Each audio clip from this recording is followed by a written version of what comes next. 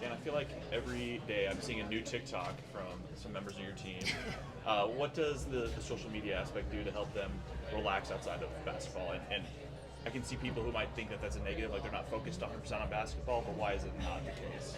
I mean, in this day and age, there will be haters, there will be trolls, every program has that. This generation lives on social media. I mean, they just do. I mean, if you raise a teenager, it's part of their footprint now and learning how to manage it. It's part of branding. It's part of who they are, right? And I mean, everybody from Gino all the way down to the 370th team, you're going to have TikTokers and all the things. And I think it's actually a good outlet if they're focused and they are in practice, they're focused in meetings, they're playing pretty good basketball. I think that just is another aspect of society that just wants to find something that isn't good according to their one opinion. So I think, I'm not on TikTok myself, but I know managing as a parent with my two kids, that's a challenge. And I also know that it's really important part of college kids' lives. Have you been invited to be in any TikToks that your players have filmed? On occasion, 2 I've been in, and I think I've nailed both of them personally. Of all the ways you could have envisioned this game starting, and on the bench 90 seconds and probably wasn't near the top of the list, just for Ava to answer that call and be productive with that kind of uncertainty happening right away, how much does that further emphasize everything? Yeah, I think that's it's a good, hopefully, confidence builder. I think if that happens again on Monday night, or that happens again in the future, you're asking a lot of people that haven't been there before. So I was concerned, but I also was confident. I thought if Ava could hold serve and then we could get Addie in with some minutes, that we could really gain some confidence for Monday night, but also next year for Ava. That really went through my mind after I was kind of panicked. I was like, oh, geez, this is not a start.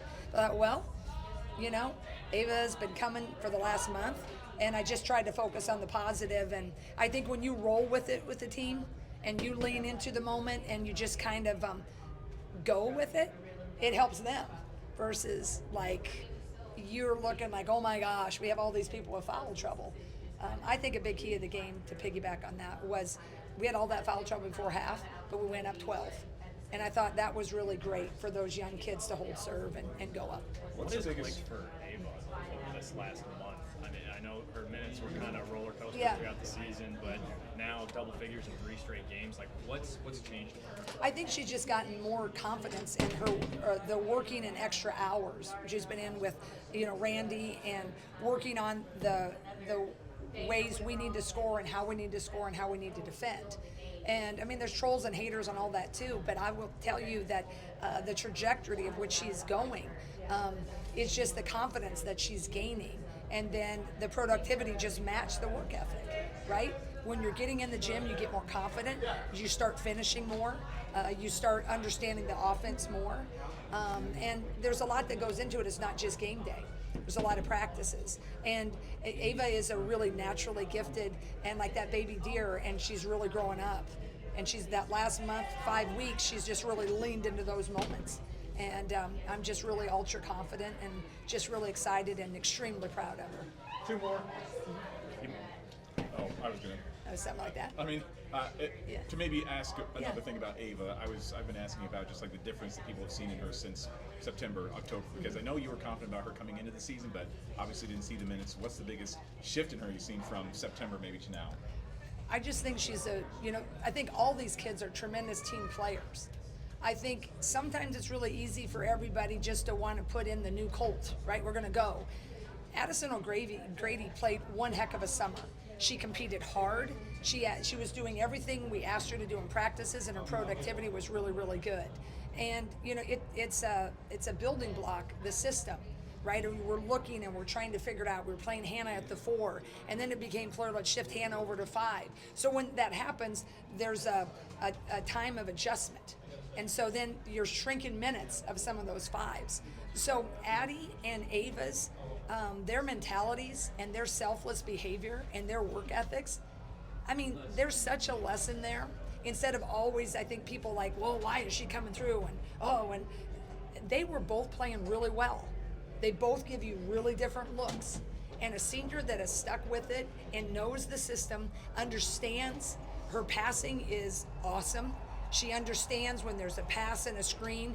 Addie's one of the best passers in the country at hitting for a dump layup.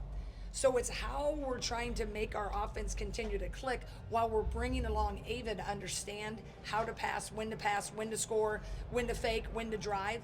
It's a process. And I can't say enough about this whole team's selflessness, and those two have really done one super job, and I'm thrilled with them. Did you have any jitters first time head coach in the NCAA tournament, or no? Yeah, I did. I mean, I thought back to how I felt when we played Northern Illinois. I felt like coming into this game, I felt the pressure of sometimes of the season and the pressure of wanting to get the first one. But it was good. It was in good ways. And I just, have a strong faith and just do the things, and God's led me and blessed me to get to this point. Lisa Bluter, right? I'd seen her before. She'd been traveling, and so she was talking about the importance of that Big Ten or of the tournament. We were talking about it, so I texted her. I'm like, "Hey, what you got for me?" And she was great. We were just talking about. She's like, "Pray and breathe," which I've been doing, right? But I'm just saying the thing is like just the same, and I think I just focus so much on. I just couldn't be more proud of this team and just so grateful that they all stayed together, and to get to the round of 32, boy, I'm just so pleased and happy for them, and having locker rooms like that, and I focus more on that. The nerves is like, God, just help me get them in a position they can have a moment like that, and then lo and behold, we got everybody in. And how about them having 28 assists, setting a program record? Isn't that cool? Bailey's on it. Bailey, he's my man. He's giving me stats like that. All right, thanks, So, Jan.